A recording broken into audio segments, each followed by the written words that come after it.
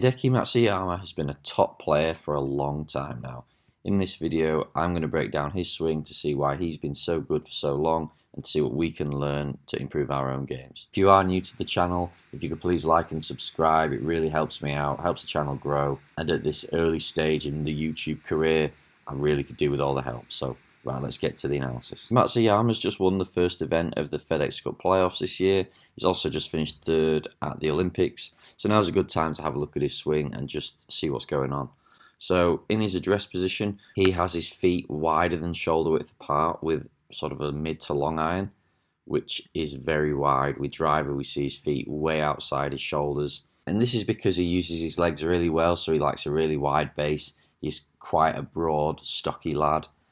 So this just helps him with his balance and just feels him more connected to the ground. Other things to note in his setup are he has an extremely weak left hand grip.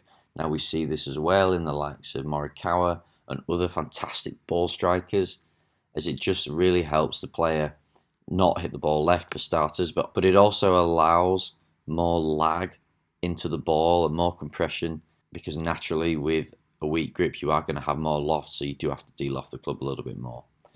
We do see pretty much perfect balance points here, with his backside behind his heels and his armpits over the balls of his feet. His arms are hanging down nicely underneath his chin, and all in all, this is just a pretty solid setup position. Interestingly, his feet are very square to the ball. This isn't something that I recommend for many golfers, because generally amateur golfers need more hip turn. Hideki, being a fit, strong guy, gets away with keeping his feet very square because he can still turn his hips and turn his shoulders enough. If you're someone who's maybe not quite as flexible, you could do with turning your feet out to allow you to get bigger shoulder turn and bigger hip turn. So as Hideki takes the club away, what we're going to see is just an absolutely beautiful motion. So from down the line, the club moves perfectly back on plane. He keeps that left wrist very flat with the club face looking down at the ball. I really like that. You can see from face on that he has an early shift into his right leg, but then doesn't continue to move to his right side. He then pivots. So I really like this move where he's probably pushing down into the right foot, but then once his hands get past his foot, his hips then start turning centered. He's not continuing his weight transfer over to his right side throughout the whole backswing.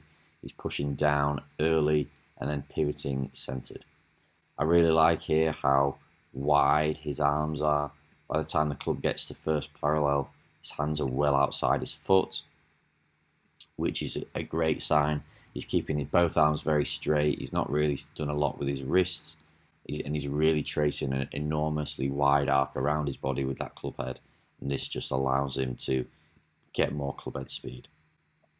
So as we wind back further into the swing, Hideki sets the club up nice and steep with the shaft pointed inside ball line, which I really like. Just get that club in balance. You can see here how, because his right foot is turned very square, as he rounds to the top of the swing, that right leg is creating a lot of torque.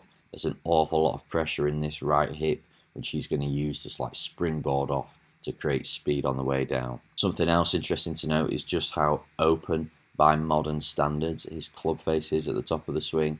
His club face is square to shaft and maybe sometimes even drops slightly underneath it.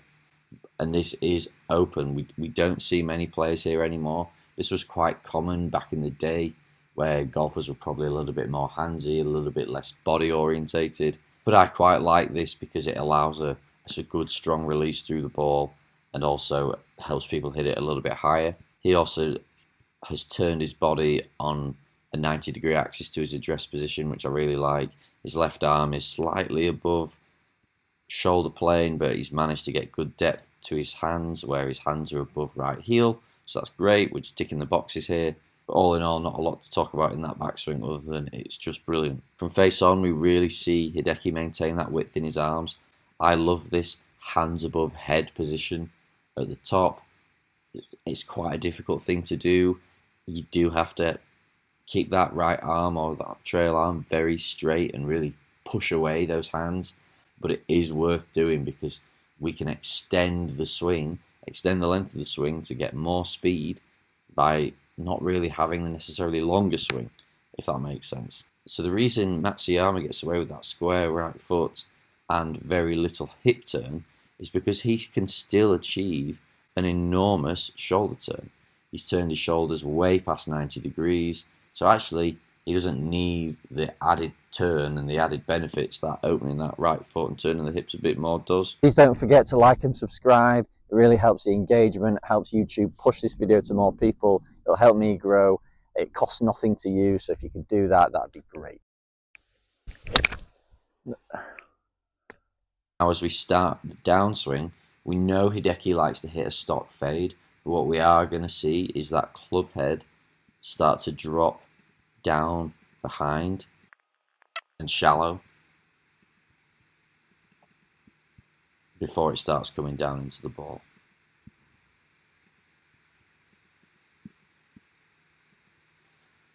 It's always a good idea from the top of the swing to get that club moving backwards, just because it buys us a little bit more time and it stops the club coming down so steep.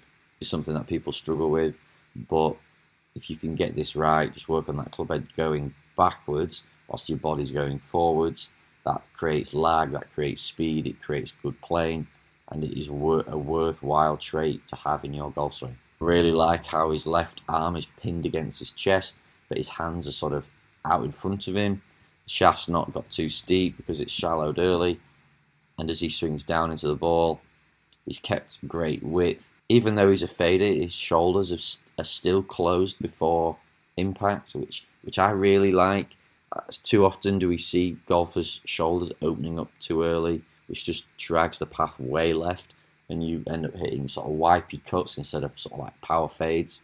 So holding those shoulders back for as long as you can gets you in sequence and gives you a minimal left path instead of a big wipey left path. And down into impact, this is absolutely textbook. Left arm above trail arm, slight bend to the trail arm, but it's definitely extending.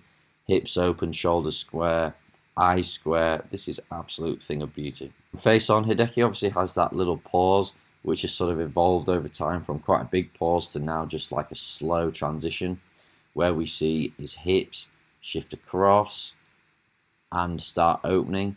We see this monster width to his arms. He's really managed to keep his trail arms solid and not narrow in the downswing.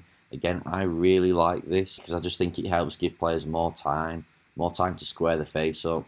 And this is probably something he has to do as a weak grip player, because if he was narrow, he would probably just hit loads and loads and loads of blocks out to the right. The hips are turning, head stays back, and we get into that fantastic compressed, hands forward, forward shaft lean position where he's striking the ball before the ground, taking loft off the club. There is so much to this early shift and turn that we see this in pretty much all good players.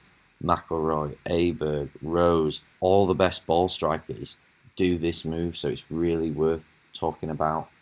That shift starts as the club's still going back, and then his body starts to open, but because the club's shallowed in transition, the club moved behind him, he can now just freewheel, open his body up as hard as he can, and the path will never get too steep and too far left, and that is what amateur golfers need to do. Through the ball, we see masses of extension, masses of rotation of his arms. You can really see here how he's turning his left hand down to square the face. Obviously, a weak grip player has to work harder to get the face square.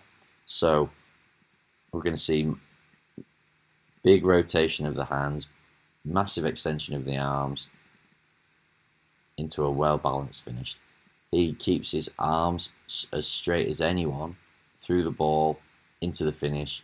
And again, it's a fantastic thing to copy. It really is going to help you ball striking. And whilst you're doing that, if you can try and keep your head back like Hideki does here, then that just makes sure that the ball's going to go up and you're staying behind it so the path stays not too outside. His weight's forward, he's up on that right toe, his arms are extended. We see a good amount of release through this phase, arms extend to the finish, into lovely balanced position. If you're going to play with a weak grip, then there are some things you have to do, just like Hideki does, in order to make that work. You've got to generally play a fade. It's tough to play a draw with a weak grip unless you're going to do something crazy with your wrist angles. But you need to shallow the club. You need to get that club down in front of you, get those hips opening up, and don't be afraid of releasing the hands like Hideki does here, because you do have to get that face square. You are going to hit the ball probably a bit higher, but that's okay. But we do need a good release, a good weight transfer, and good extension through the ball.